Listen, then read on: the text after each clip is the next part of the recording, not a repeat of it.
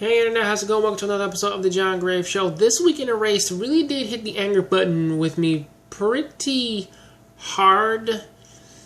But before I get to that, so this episode actually starts off with a small little race with Satoru and one of his friends. Now it was a guy, the guy that he was racing against. I think his name was I think his name was Hirawa, something like that. But apparently the guy that he was racing against, he was on the hockey team. He trained, did all this other stuff, and of course Satoru gave him a very close race. However, Satoru kind of was like, wait a second, should I beat him? Should I not beat him? You know, because if I do beat him, it probably may have a problem with him, like in the future, or some shit like that, and he may end up hating me or something like that, or it may change his future and he may not want to do this anymore, something like that. So pretty much he let him win. To which that, you know, he kind of remembers afterwards that he made the same mistake years ago, and you know, he really couldn't avoid that because naturally he's just doing this to not fuck up the time-space continuum, or at least change the future so much to where that he ends up fucking somebody's like passions up. So I do kind of understand like where he was coming at with that, but you know, still some people they don't like it when you give them a win. They kind of want you to just demolish them and destroy them because they want that so that they can get better. Well, some people want that, others don't. You know, that's just kind of how things work out. But the crux of this episode is that because of this, Hinazuki, she's actually angry at him because she said that he's doing what he was doing before, to where that he's now lying to people, or what she considers lying, and that he's letting this guy win even though he's better than him, you know, stuff like that. To where that he actually does meet up with his friend Yuki again, you know, trying, to find Hinazuki again, to where, and we do learn a little bit of how Yuki is in the future, because, like, he was actually fucking slandered in prison, even as a death row inmate, and even to this day, he still claims that he's innocent, and that he never did this stuff, even though so many people believe that he has, and you can kind of see where that Satoru, he would actually believe that, because I believe Yuki is actually like just a small time guy who works with his father in the mornings and then just hangs out by himself, flying his planes and everything. And it was actually pretty interesting how that, like, with his description was sort of intercut with like the questions in which that the police had asked Satoru at the time about what had happened with, or at least how Yuki carried himself and the things in which that he liked and such. You know, like when he found porn in his room and stuff like that.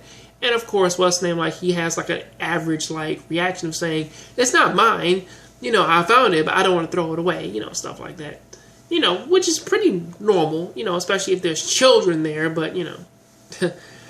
But honestly, getting into the crux of what actually pressed the anger button for me in this episode was when Satoru actually did go over to Hinazuki's house, and he found her, like, sitting in the shed. I mean, like, in the shed with nothing but her nightgown on, and she was covered in bruises. And her mother, even though she does look like another anime character to me with her peach hair and red eyes, which is a pretty cool ass design, like, seeing how she treated her daughter kind of made me want to beat her to death with a golf club, you know. And her boyfriend, with how the conversation kind of went along, it seems as though as that the guy that she is with right now is actually the person who's actually beating her daughter, because he is an alcoholic and he doesn't really give a fuck about like her well-being,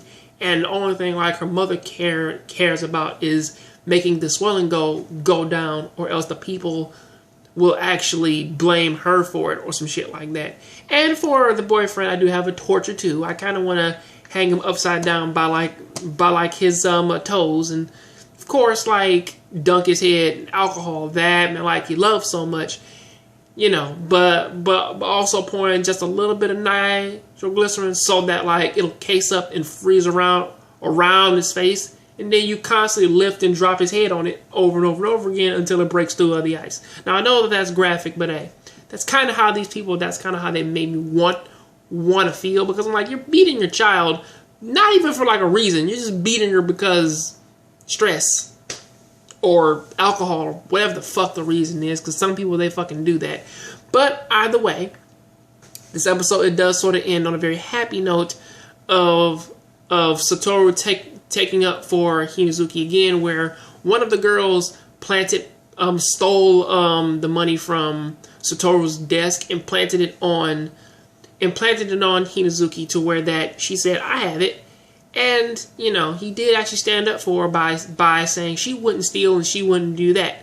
So, you know, she did thank him, but he did kind of take her out on somewhat of a mini date, you know, to go and meet these two foxes who ran around them, who possibly were a couple, you know, where they ran circles around them, because lo and behold, that did actually come from one of his memories, to where that, you know, he does remember these foxes like on a date doing this weird little runaround.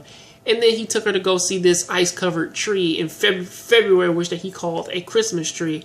It was actually pretty sweet. It was something that I really did like. So, till then, though, that is what I gotta say about that. Please tell me what you think about this down there in the comment section. Man, do I hate that girl's parents. I really... Oh, also, as a